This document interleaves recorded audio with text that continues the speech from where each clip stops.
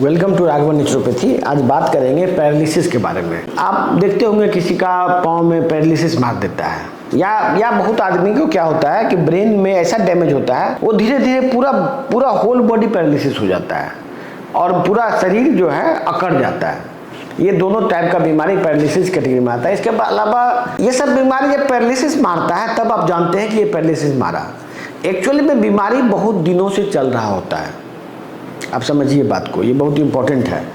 बीमारी आपको लगता है कि आज उसको ब्रेन हेमरेज हुआ, बीमारी आज उसको ब्रेन हेमरेज जरूर हुआ है, लेकिन वो बीमारी बरसों से चल रहा था। वो बीमारी बरसों से चल रहा था, उसके बॉडी में बरसों से बीमारी हो रहा था और आज उसके ब्रेन में पैरालिसिस मारा है। तो आपको ये समझना होगा कि हम क्या करें कि हमको ये सब ना हो। यदि ऐसा हो जाता है तो आपको नेचुरोपैथी में इलाज लेते हैं। बहुत आदमी का रिकवरी भी होता है, बहुत आदमी नॉर्मल भी होता है। लेकिन यदि आप चाहते हैं कि ये बीमारी आपको ना हो, जैसे कि मान लीजिए एक बीमारी है, आप नाम सुने होंगे अल्जाइमर डिजीज।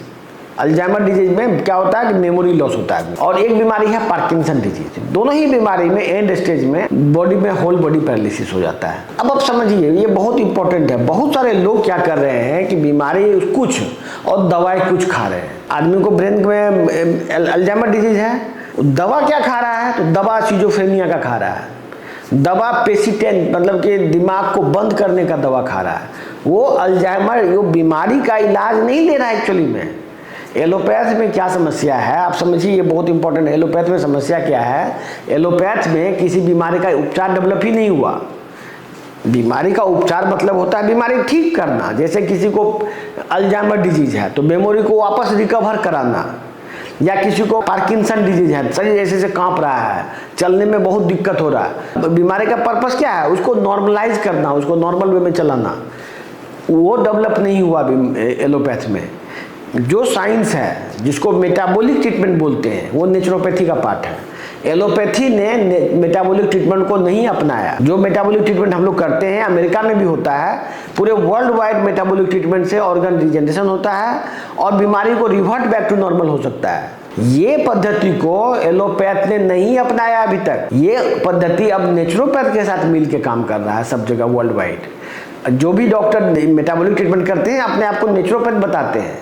पहले यही मेटाबॉलिक ट्रीटमेंट एलोपैथ बताते थे अपने आप को कि हम एलोपैथ के डॉक्टर हैं, मेटाबॉलिक ट्रीटमेंट करते हैं। लेकिन मेटाबॉलिक ट्रीटमेंट को एलोपैथ ने नहीं अपनाया। बात समझिए क्लियर कट। एलोपैथ ने इस ट्रीटमेंट को एक्सेप्ट करने से मना कर दिया। उसको नहीं चाहिए बीमारी का क्योर। उसका धंधा बीमारी को बढ़ा के, बीमारी को इलाज नहीं करके अच्छा खासा चल रहा है, इसीलिए वो नहीं अपनाएगा इस पद्धति को। अब ये नेचुरोपैथ के साथ इंटीग्रेट हो चुका है, नेचुरोपैथ का पार्ट बन चुका है।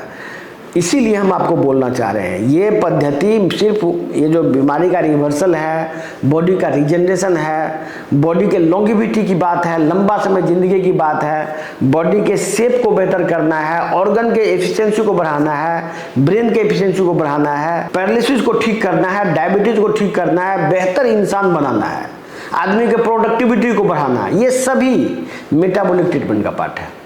इसीलिए यदि आपको पैरालिसिस संबंधित कोई बीमारी है तो नेचुरोपैथी बेस्ट मेटाबॉलिक ट्रीटमेंट लीजिए। और पब्लिक को ये मालूम चले, बहुत सारे लोग इस वजह से कंफ्यूज्ड हैं।